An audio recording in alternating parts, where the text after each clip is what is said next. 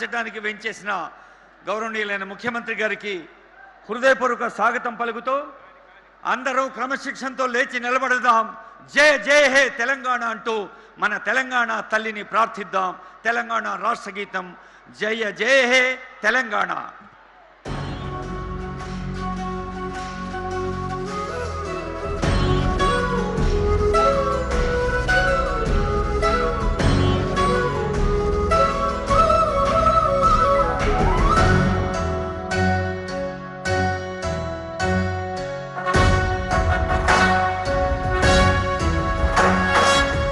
జయ హే తెలంగాణ జననీ జయ కేతనం ముక్కోటి గొంతుకలు ఒక్కటైన చేతనం తరతరాల చరిత గల తల్లి నీరాజనం పదపదాన నీ పిల్లలు ప్రణమిల్లిన శుభతరుణం. జయ తెలంగాణ జయ జయ తెలంగాణ జయ తెలంగాణ జయ జయ తెలంగాణ.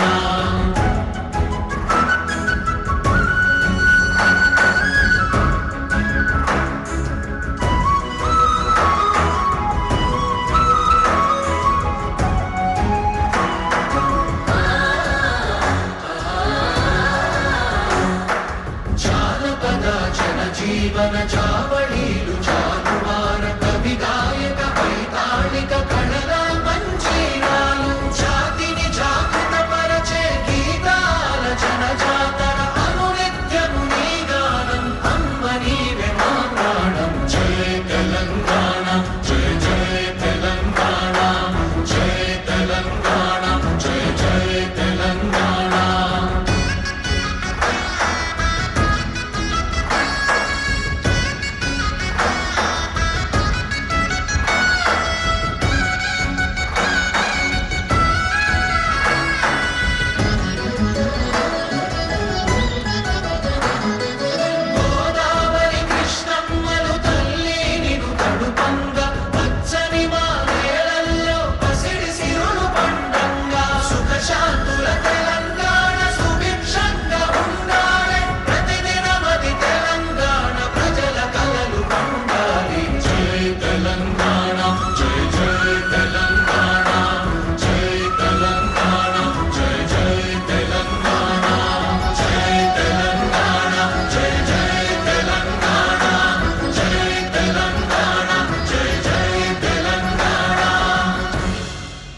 అసంఖ్యాకంగా విచ్చేసిన జాగృత జనజాతరకు నమస్సులు అర్పిస్తూ స్థానిక శాసనసభ్యులు గౌరవనీయులు రేవూరు ప్రకాష్ రెడ్డి గారి స్వాగతోపన్యాసం. Honourable MLA.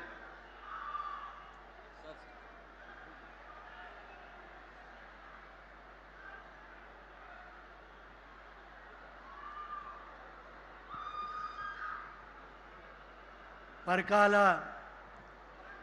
నియోజకవర్గ స్థాయిలో వివిధ అభివృద్ధి కార్యక్రమాలకు శంకుస్థాపన ప్రారంభోత్సవ కార్యక్రమాన్ని చేయడానికి విచ్చేసిన మన ప్రియతమ నాయకులు గౌరవనీయులు రేవంత్ రెడ్డి గారికి, అదేవిధంగా మరొక మన ప్రియతమ నాయకులు పిసిసిఐ అధ్యక్షులు ఎమ్మెల్సీ గారు మహేష్ కుమార్ గౌడ్ గారికి, మరి అదేవిధంగా మన పూర్వ జిల్లా ఇన్ఛార్జ్ గౌరవనీయులు పొంగిలేటి శ్రీనివాసరెడ్డి గారికి, మరి అదేవిధంగా మరొక మంత్రివర్యులు సీతక్క గారికి, మన పార్లమెంటు సభ్యురాలు శ్రీమతి కడియం కావ్య గారికి, వేదికపై ఉన్న సహచర శాసన సభ్యులకు, ఇతర కార్పొరేషన్ చైర్మన్లకు, పార్టీ అభివృద్ధికి అహర్నిశలు కృషి చేస్తున్న కార్యకర్తలకు, మండల నియోజకవర్గ నాయకత్వానికి,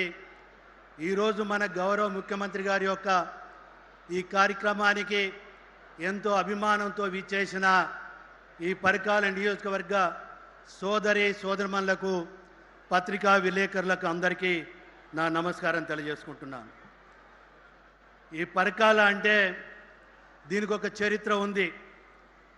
ఇది పోరాటాల గడ్డ.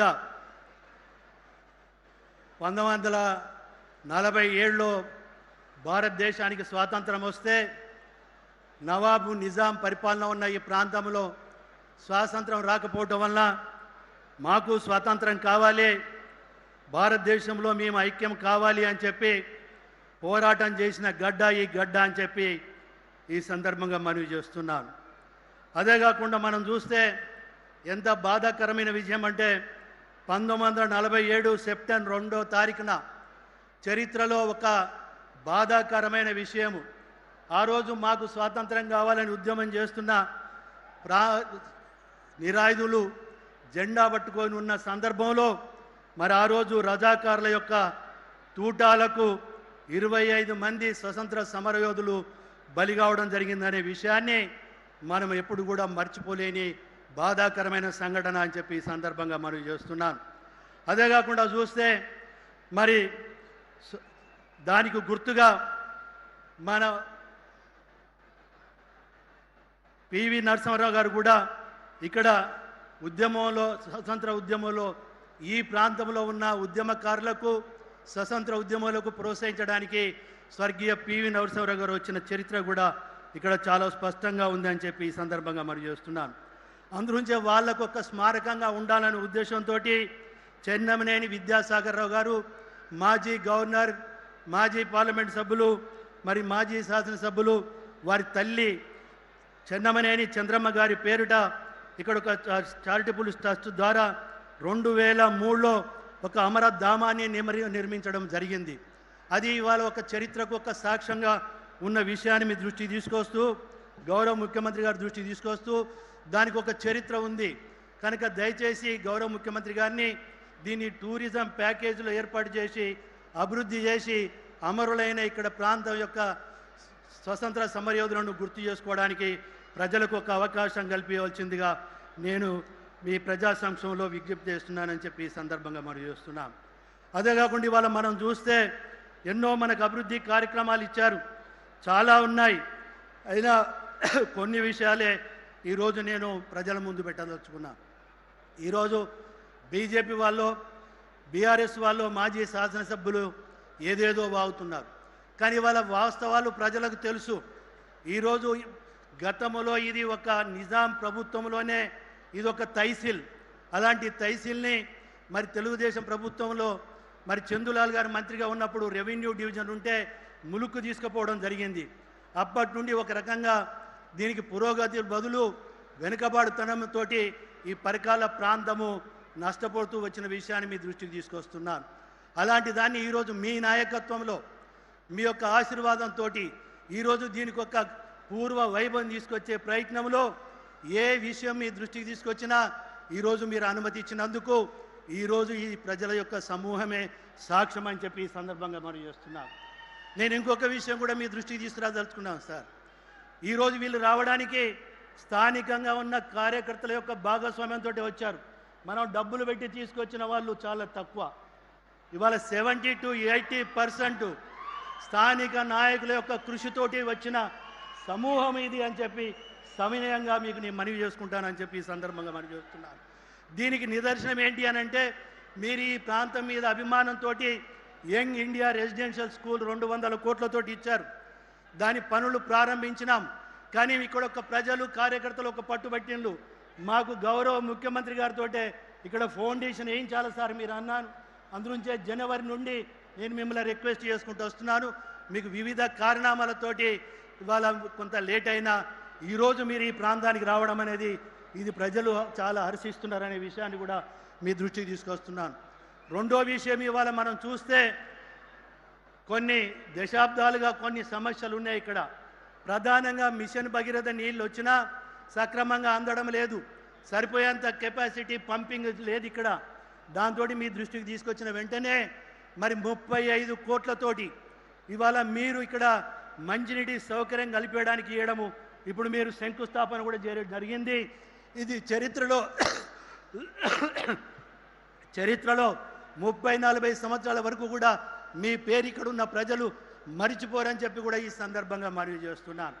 అదే కాకుండా ఒక మురికి కూపంలో ఉన్న ఈ పరకాల పట్టణాన్ని ఈరోజు మీరు గౌరవ ముఖ్యమంత్రిగా వచ్చినప్పటి నుండే TUFIDCలో 15 కోట్లు ఇచ్చారు, నగరాభివృద్ధిలో 15 కోట్లు ఇచ్చారు, టెండర్లు అయిపోయినాయి, పనులు నడుస్తున్నాయి. మొన్న నేను వచ్చి రిక్వెస్ట్ చేయంగానే ఇంకొక 15 కోట్లు ఇచ్చినందుకు కూడా ప్రజల తరఫు నుండి మీకు నేను కృతజ్ఞతలు తెలియజేసుకుంటానని చెప్పి కూడా ఈ సందర్భంగా మరి చేస్తున్నా. అదే కాకుండా ఇవాళ మనం చూస్తే ఇక్కడ